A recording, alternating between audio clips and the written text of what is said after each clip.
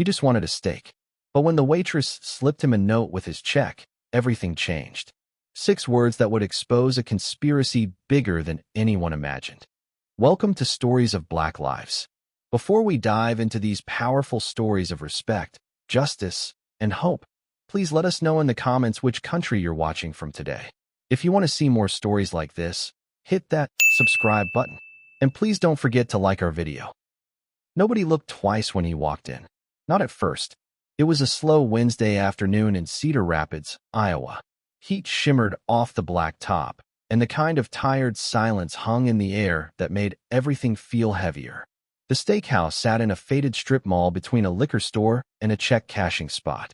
Nothing special, just another spot to grab lunch, pass through, and forget. But Ezekiel Thornfield wasn't just passing through. He stepped inside wearing worn denim, boots with more years than polish, a faded cap pulled low, and a brown leather jacket that had clearly seen miles. He moved the way older black men learned to move in unfamiliar places, calm, quiet, with no sharp edges. He kept his eyes steady, his voice low, and his posture neutral. Not out of fear, out of habit. Old habit. The young host barely looked up from his screen. Table for one. Yeah, Ezekiel replied evenly. Somewhere quiet, if it's not too much trouble. The host led him to a booth near the front window. Table 7. It faced the room, but gave him a clean view of the kitchen door. Ezekiel slid into the seat and let his hands rest flat on the table. His eyes moved, not his head. He was watching. He picked up the menu and scanned it like someone new to the place. But he already knew what he wanted. Ezekiel Thornfield wasn't just a customer. He was the owner, the founder of what used to be a proud Southern chain. Thornfield's Prime House started with one spot in Nashville back in '96. Grew it into 17 restaurants across 5 states. Then he stepped back, let others run the day-to-day while he focused on operations, partnerships, and lately fighting to keep his legacy alive. This Cedar Rapids location was bleeding. Bad Yelp reviews, slow ticket times, staff turnover, numbers that didn't add up. His team had explanations, excuses. Ezekiel didn't want those. He wanted truth, unfiltered. So, he came himself, unannounced, undercover. The restaurant was half full, quiet, tired. The servers moved like they were walking on eggshells, and the kitchen staff barely peeked out through the swinging doors. Then she walked up to his table. Afternoon, sir. My name's Solana. I'll be taking care of you today. Ezekiel looked up and met her eyes. White, mid to late 20s, hair in a messy bun, sleeves pushed up. She looked exhausted and guarded. Afternoon, Ezekiel said. What do folks usually order here? Solana glanced at the menu like it personally offended her. Ribeye is still decent. Comes with mashed potatoes and collard greens. Let's do that, he said, closing the menu. Medium rare. She nodded and walked off without another word. Ezekiel leaned back. He scanned the room again, slow. There was a man near the bar, big guy, buzz cut, tight polo shirt like he was trying too hard to look important, arms crossed, watching the staff like they were liabilities. That had to be the manager. The steak came out quicker than expected. It was good, cooked right, plate was warm. The kitchen still had some pride in there somewhere, but the vibe still wrong. Solana came back, eyes low, and refilled his coffee. She set the check down with a folded receipt tucked inside. Ezekiel waited, watched her walk away, smooth and steady like nothing happened. Then he opened the note. It wasn't a receipt written in blue ink, 6 words. If you're really who I think you are, please don't leave without talking to me. Ezekiel blinked. Read it again. His pulse didn't spike. His face didn't change. But everything inside him shifted. Across the room, in the reflection of the window, he saw her, Solana, watching him, but not directly, just enough to know she was serious. He had come for answers. But now he knew he was sitting in the middle of something bigger than missing money. Whatever this was, it had roots, and it wasn't going to be fixed with a spreadsheet. Ezekiel sat still, one hand resting on the coffee mug, the other gripping the folded note under the table. He didn't look around, didn't react, not outwardly, but the note changed everything. In 6 short words, Solana had confirmed 2 things. 1, she knew exactly who he was. 2, something bad was happening here, and it wasn't about slow service. Ezekiel had seen it before, not in this exact way, but in spirit, people working scared, managers hiding things, stories buried under routine. But the difference here was that someone had actually reached out, quietly, bravely. He glanced toward the kitchen again. The big guy, Rex, if he heard right, earlier, still stood near the pass, pretending to read a clipboard. But Ezekiel could tell Rex was watching. Not just the food, but the people, controlling the room with silence and presence.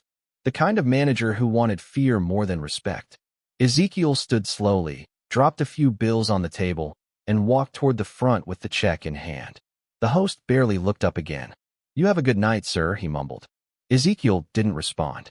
Instead of heading straight out, he turned down the narrow hallway marked employees only, restrooms. He didn't walk fast, just casual enough not to raise eyebrows. Behind him, he heard Rex's voice, flat, suspicious. "Sir, restrooms are on the other side." Ezekiel paused, turned slightly. "Looking for the manager." "That would be me," Rex replied. His tone was sharper now, but still coated in customer service syrup. Ezekiel studied him.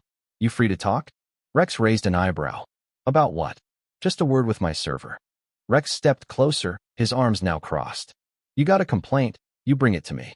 You don't pull my staff off the floor. That's not how this works." Ezekiel looked him square in the face, voice still calm. "Then I guess you'll have to get used to it working different."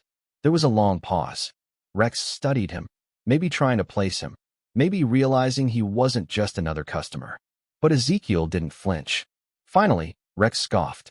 "She's probably in the back closing up." Ezekiel turned without another word and headed for the back hallway. He found Solana carrying a crate of lemons. She stopped when she saw him, eyes widening just slightly, but not with surprise, with fear, with urgency. "What are you doing back here?" she asked under her breath. "Got your note," Ezekiel said. "Now talk." Solana looked around, then pulled him toward the storage closet at the end of the hall. Small space smelled like cleaning supplies and burnt fryer oil. She closed the door behind them and took a breath. "I wasn't sure if you'd read it or if you'd even still be here. You said something wasn't right." Solana rubbed her face. She looked exhausted, the kind of tired you don't sleep off. "Rex isn't just rude. He's dangerous. Food deliveries go missing. Liquor counts don't add up. Cash drawers are always off, but only on nights he closes. He cuts hours on the schedule, then clocks people out early in the system so payroll doesn't see the truth." Ezekiel raised an eyebrow, and no one said anything. "They're scared," Solana said. "We all are. If you speak up, he either writes you up for made-up reasons or just takes your shifts off the board." One server caught him pocketing cash from the bar. She was gone by the weekend. Ezekiel took it all in slow, no expression. "Why tell me? I worked at your Memphis location 6 years ago. You came in for the opening. You probably don't remember, but you gave me a $100 tip just for checking in on a customer who was choking. You said I had initiative." Ezekiel blinked slowly. "I remember that. I saw your face today. I didn't think you'd come back. Not like this." Ezekiel nodded once. "I needed to see it for myself." "Well," Solana said, "you're seeing it." He studied her, not with suspicion, but with a kind of quiet respect. The way a man who's been ignored, underestimated, and written off learns to recognize someone else who's been through the same. "All right," he said finally. "I'm coming back tomorrow, but I'm not coming back as a stranger." Solana swallowed, then looked at the door. "Then you should leave through the side. Rex has cameras on the front." Ezekiel slipped the note back into his pocket. "You going to be all right? I've made it this far." Ezekiel didn't smile, but he nodded as he walked out the back door, knowing one thing for sure. He wasn't just dealing with bad management. He was dealing with rot, and rot had to be cut out. Ezekiel didn't go home. He checked into a cheap motel 10 minutes away. Fluorescent lights, peeling paint, front desk behind glass. One of those places that didn't ask questions and didn't offer much more than a bed and 4 walls. Room smelled faintly of cigarettes and bleach, but he didn't mind. He'd stayed in worse. He sat on the edge of the bed, the crumpled note from Solana still in his jacket pocket.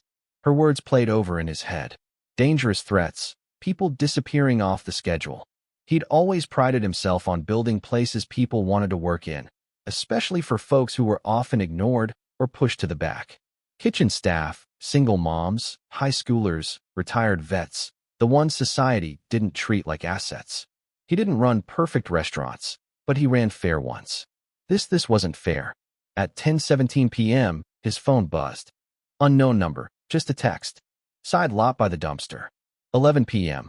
Come alone. No name, no fluff, just instructions. Ezekiel didn't hesitate. By 10:58, he was there, leaning against the brick wall behind the restaurant, eyes on the shadows moving under the flickering security light. He kept his hands in his jacket pockets. Looked like any other night, but his mind was sharp. At 11:03, the back door eased open. Solana slipped out, hoodie pulled up, moving fast but quiet. She glanced around like she was being followed. "Thanks for showing up," she whispered. "I said I would," Ezekiel replied. "Did anyone see you?" "No." She motioned toward the alley. "Let's walk." They moved together in silence until they reached the far side of the lot. The hum of a freezer fan buzzed in the background. Solana finally turned to face him. "I had to be sure you were serious," she said. "Most people would have just thrown that note away." "I'm not most people." "I'm starting to see that," she replied. She reached into her pocket and pulled out a small silver key, handing it to him wrapped in a paper napkin.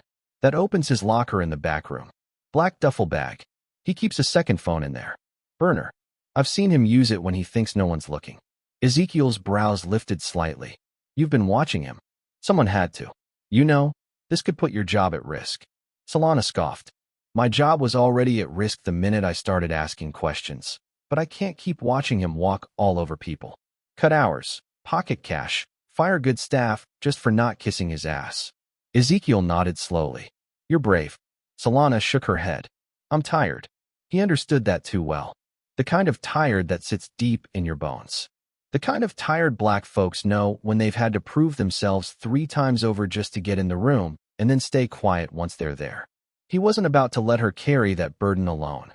"I'll go in tomorrow," he said. "Look around. If what you're saying holds up, I'll take care of it."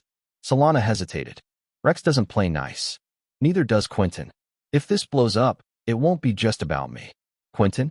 Ezekiel asked. "You mean the regional guy?" She nodded. "He hired Rex. Checks in once a month. They talk like they've got secrets." Ezekiel's jaw set. Quentin had been with him for years. Trusted, quiet, never flashy. But Ezekiel had stepped back in recent years, and Quentin had taken more control than he probably should have. "I appreciate you telling me," Ezekiel said. "I'm just trying to give you the full picture," she replied. He started to walk away, then turned back. "Solana," he said, "if you get pushback for talking to me, you tell them exactly who I am." "And who's that?" "The man who built this place." He walked into the dark, his boots echoing off the pavement. In his pocket, the key pressed against his leg like a weight, proof that someone inside still believed the truth was worth the risk. Tomorrow, he wouldn't be a stranger anymore, and neither would the lies hiding behind that kitchen door. The next morning, Ezekiel didn't drive home. He put on the same jacket, same jeans, same scuffed boots. He didn't want to look like a boss. Not yet. That image gave people permission to put on a show. What he needed was truth. He walked through the restaurant's front doors right before lunch rush. The same host was working, headphones barely hidden, tapping at a cracked iPad. "You again?" the host asked without looking up.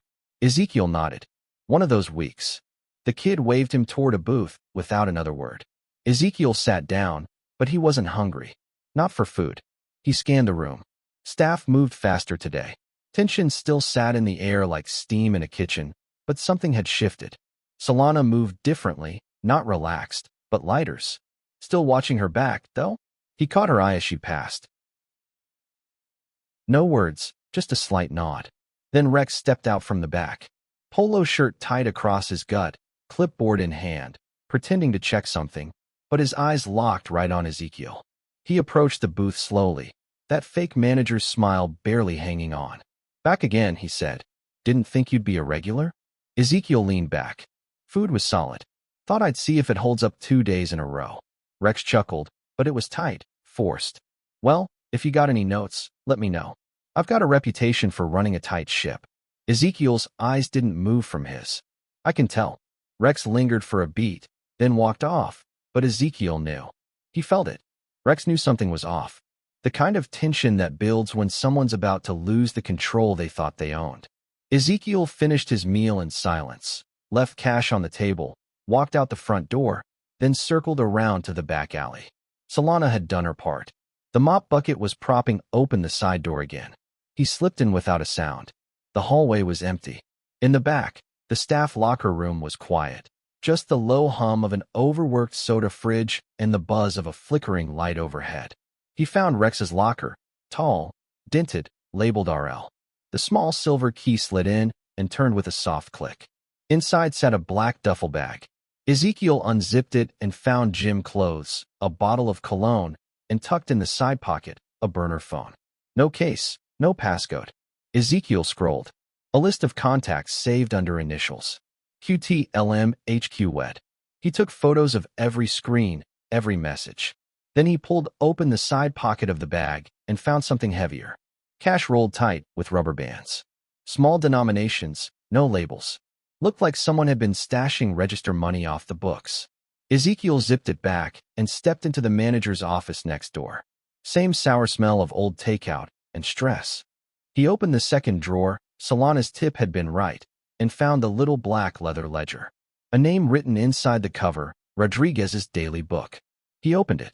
Pages of handwritten notes, inventory logs that didn't match invoices, alcohol entries with missing quantities, staff tips rounded down, hours scratched out and rewritten. He had his proof, but before he could slide it into his jacket, the door creaked open. Rex stood there, arms crossed. No smile now. You think you're slick, he said. Ezekiel stayed still. I should have known the way you walked in here, Rex continued. You didn't look scared enough to be just some customer. Ezekiel looked him dead in the eye. You talk a lot for someone with dirty hands. Rex stepped in, closing the door behind him. You break into my locker, my office. You think you're walking out of here like it's nothing? Ezekiel stayed calm, still holding the ledger at his side. I'm not walking out as a customer, Rex. I'm walking out as the man whose name is on the lease, the man who owns this place. Rex blinked, caught off guard. Ezekiel stepped forward, voice low, measured. You've been stealing, threatening people, covering your tracks like a rookie. But here's the thing. No matter how quiet you kept it, the paper never lies. Rex's jaw tightened, his fists clenched, but he didn't move. You call security? Ezekiel asked. The police? Go ahead. Let's all compare notes. A long silence. Then Rex laughed, bitter, tired. You think this ends with me? You think I did all this by myself? Ezekiel squinted slightly. Quentin. Rex nodded once. You don't want to know how deep it goes. I already do. Ezekiel walked past him, ledger tucked into his jacket. No fear, no hurry, because now he had more than just a hunch. He had receipts. And once you've got receipts, the cover-up always starts to crumble. The phone rang the next morning. Just after 9 a.m. Ezekiel was back at the motel, sitting at the chipped desk, sorting through photos of Rex's burner phone and the pages he'd scanned from the black ledger. He wasn't tired. He was focused. The kind of focus you get when you realize people you trusted have been quietly tearing down everything you built. Caller ID showed a local Iowa number. No name. He answered without greeting. Zeke, it's Quentin Valdez. Ezekiel didn't speak. He let the silence hang. I heard you've been poking around Cedar Rapids. Quentin continued, his voice slick with forced calm. Didn't think we'd need to talk like this, but here we are. Ezekiel leaned back in the chair, eyes fixed on the photos on the table. You should have called sooner. I didn't know it was that bad. Ezekiel chuckled once, sharp. No, you just didn't want to know. There was a pause on the line. Look, Quentin said, dropping the smooth tone just slightly. Rex was never polished, but we needed numbers to stabilize. He was getting it done. You mean he was stealing? I didn't know about that part. Don't lie to me, Quentin. Not now. Silence. Ezekiel's voice stayed steady. You don't hire someone like Rex without knowing what he's willing to do. You brought him in to do the dirty work while you kept your hands clean. Quentin tried to pivot. Zeke, come on. We go way back. You know how tough the market's been lately. Stores are closing left and right. Labor's expensive. People don't stay. You step back and suddenly all the pressure's on me. I had to make decisions. Decisions that got people robbed of hours, tips, peace of mind. You're making this personal. Ezekiel sat forward. It is personal. I built this company to give people a shot. People like me who got passed over. And now I've got staff scared to ask for breaks because they don't know who's watching. Quentin's voice hardened. Look, I don't want this to get ugly. I'm trying to keep us clean here. Ezekiel almost laughed. Clean? You've got cash, changing hands, backroom deals with liquor reps, forged logs, and a burner phone full of proof. You're not clean. You're just quiet. Another pause. What do you want? Quentin finally asked. Ezekiel didn't hesitate. I want you gone. Quentin scoffed. You can't make that call. You're semi-retired. I'm still the founder. My name's still on every legal document. You think the board won't listen when they see how deep this mess runs? You go public with this, we all lose, Quentin snapped. The company's name, your name, it'll drag everyone down. Ezekiel stood, phone still pressed to his ear. Then I guess you should have thought about that before you sold us all out. He ended the call. Didn't say goodbye. Didn't need to. By 2:00 p.m., Savannah Pierce had everything she needed. Scanned documents, screenshots of texts, audio notes, and the burner phone Ezekiel dropped off that morning. This is enough, she said plainly. They'll fold. Good. But Zeke, if you go all the way with this, you're not just firing one guy. You're blowing up your old structure. You ready for that? Ezekiel looked her dead in the eye. I don't want that old structure anymore. That night, Ezekiel walked into the Cedar Rapids restaurant at closing time. No jacket, no disguise, just himself. Staff glanced up, confused, but not scared. Not anymore. Solana came out from the kitchen, wiping her hands on a towel. You okay? She asked. Ezekiel nodded. Meeting time. They all gathered in the dining room. Servers, line cooks, dishwashers, even the teenage host showed up. Ezekiel stood at the front, quiet at first. You all deserve better, he finally said. And I should have shown up sooner. No one spoke. They just listened. Rex is gone. Quentin's next. And anyone else who's been stealing or covering for them, you've got one chance to leave on your own. Tomorrow morning, I start rebuilding. And I'm doing it with people who care. He looked across the room, faces exhausted, cautious, but listening. Solana stood up. Ezekiel added, alone. She had everything to lose and still told the truth. That's the kind of leadership I believe in. He turned back toward the kitchen. This place isn't broken. It was just in the wrong hands. Now we take it back. No applause, no cheering, but heads nodded, shoulders relaxed, and for the first time in months, people exhaled without fear. Ezekiel hadn't just exposed the problem. He'd declared war on it. But what he didn't know was Quentin had one more play, and it was coming faster than anyone expected. 2 days later, Ezekiel received a manila envelope stamped with a corporate return address and urgent legal enclosure printed across the front. He was sitting in the motel lobby, drinking weak coffee from a styrofoam cup and flipping through vendor invoices. The envelope was thick, the kind you could feel trouble through. Inside, a cease and desist letter from the company's legal department. Accusations of slander, unauthorized entry into private property, interference with regional operations, all signed off by Quentin's name at the bottom. Ezekiel didn't flinch. He'd seen moves like this before. Paper threats from people who thought silence could be bought with intimidation. But that playbook didn't work on him. Not now. Not after what he'd seen. He picked up his phone and called Savannah. He's trying to scare me, he said, voice even. Then you're getting close, Savannah replied. Let him file. That's not a fight he's ready for. Ezekiel sat back in his chair, staring out the motel window. He didn't want to fight. He wanted accountability and some respect, real respect for the people keeping these places alive day after day. So he went back, not to corporate, not to Nashville, back to Cedar Rapids, back to his people. That evening, the restaurant was winding down. Tables were clearing, receipts printing. The kitchen's last fryer cycle hissing into silence. Ezekiel walked in through the side door. No hat, no disguise. Just the same man who started this chain from scratch and was now here to rescue it from the rot inside. He found Solana in the back rinsing lemon wedges in a giant plastic tub. You free for 5 minutes? He asked. She dried her hands, looked over her shoulder, and followed him to the office. He dropped the envelope on the desk. Quentin's trying to bury me, he said. Solana picked it up and read the first page, her lips tightened. You think it'll stick? Ezekiel shook his head. It's a smoke screen, but I'm tired of playing defense. She folded the letter carefully, setting it aside. So what do we do? Ezekiel looked her straight in the eye. We tell the truth. She frowned slightly. To who? To everyone. The next day, Ezekiel and Solana met with a local reporter named Darius Fletcher. a beat-up notebook guy with a 6-year-old laptop and a reputation for writing what big names didn't want printed.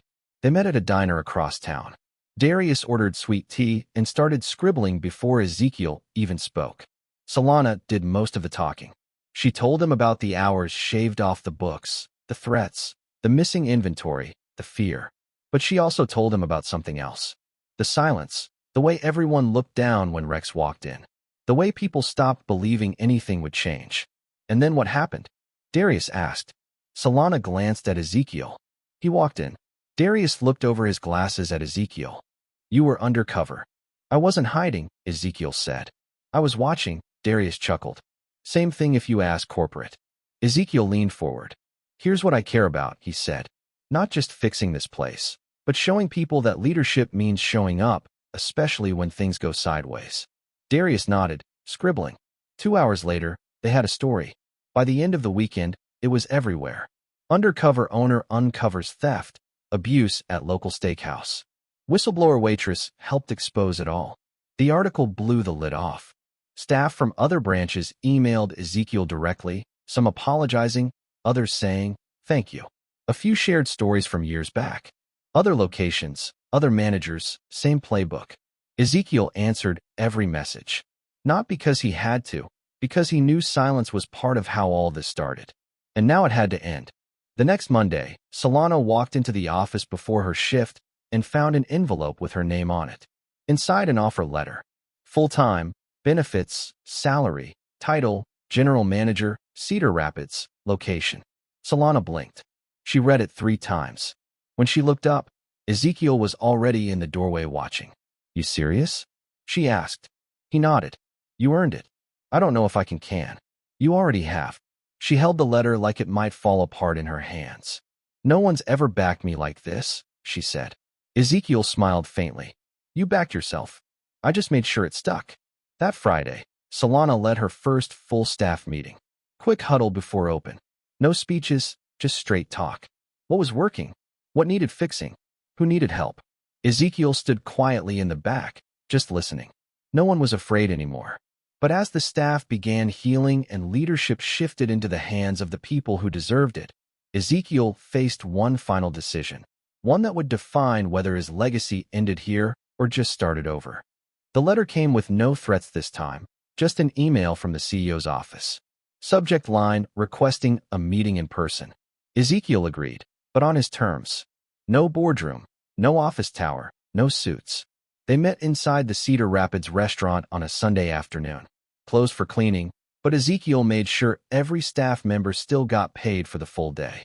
He sat at table 7 where it all started. No hat, no disguise, just himself.